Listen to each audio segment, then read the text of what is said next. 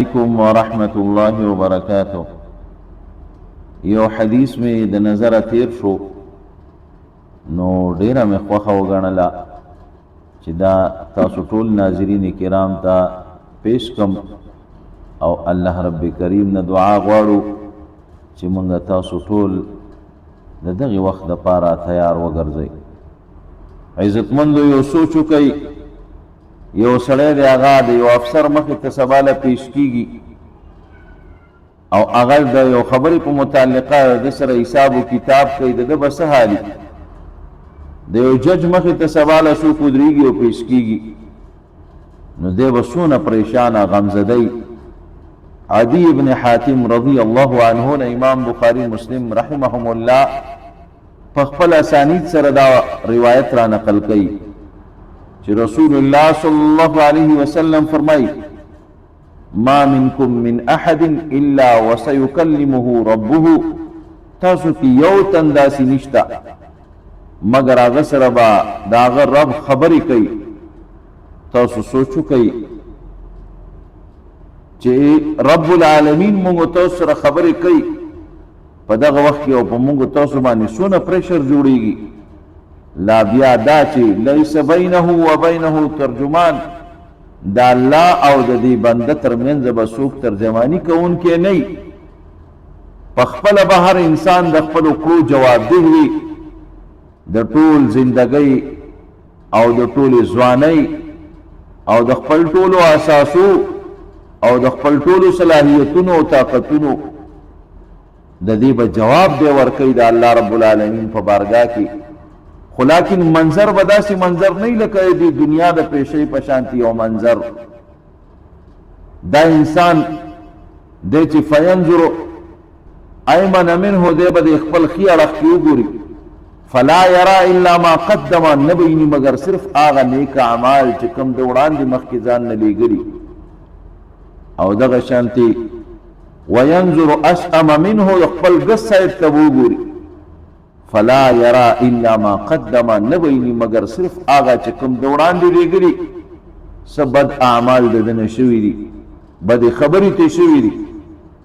او دغه شانته کې وینظر بین یدیه فلا یرا الا النار تلقاء وجهه، مخامخ به دی ګوري نو مخامخ به دته نه ښکاره کېږي مګر صرف اور جهنم.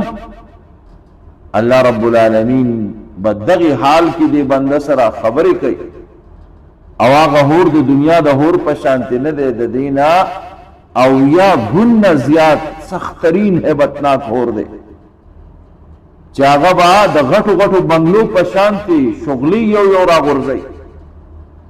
الله دې موږ د دغه هور نه محفوظ کی. نبی علیہ السلام فرمایي: فتقوا النار، ځان د دغه هور جهنم نه وساتئ.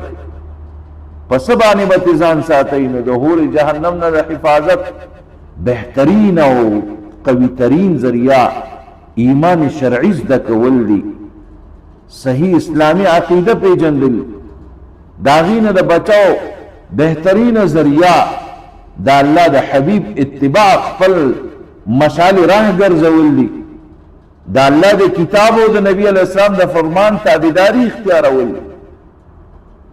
او د دغه سره سره نبی علیہ الصلوۃ والسلام موږ تاسو ته تعلیم راکړي چې په نیکو کې موږ تاسو وړي نه وړنی کې هم وړو نه ګڼو، بلکې چې په هغې کولو مو موقع برابریږي او لاس برکېږي نو چې هغې کې کمی ونه کړو. ځکه نبی علیہ السلام وایي: فتقوا النار ولو بشق تمره، ځان د هور جهنم نه بچ کړئ، که نور څه نه مومئ د کجوري یو ټوکړه در سره نو هغه ورکئ، خو ځان د هور جهنم نه بچ کړئ.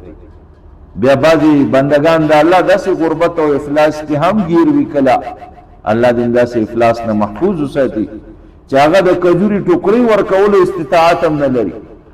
نو نبی علیہ السلام فرمایي: فإن لم يجد فبكلمة طیبه، که دا وس دې نو نو بیا په ښایسته او نیکه خبره باندې ځان د جهنم نه بچ کا. بیا د خولې نه چې کوم گفتار تر وباسي په کار ده چې هغه داسې خبرې وي چې هغه تعالی د جهنم نه لرېوالي سبب شي.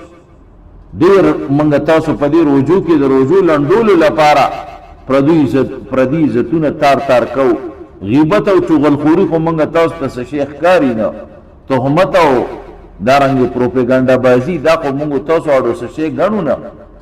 الله دې مونږ تاسو د دغې نه محفوظ کي. پکار ده چې د خپلو ژبو حفاظت وکړو.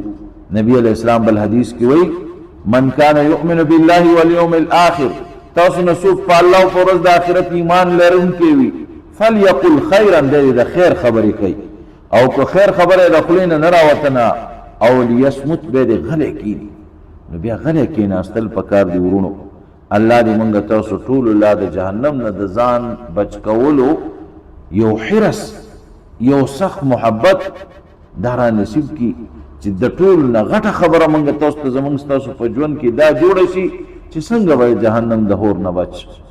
نو که هغه بیا په عبادات و طاعات سره دي، که هغه بیا په صدقو سره دي، که هغه بیا په خیر ښېګړو سره دي، که هغه بیا په خوش اخلاقۍ سره دي، که هغه بیا په نورو هغه اصول او آداب خپلولو سره چې کوم اسلام مونږ تاسو ته راښودلي، هر یو کې چې موقع میلاوې ده، نو الله دې مونږ تاسو ته د هغې د کولو سعادت راکړي. پکار ده چې ځان په جهنم نه لرې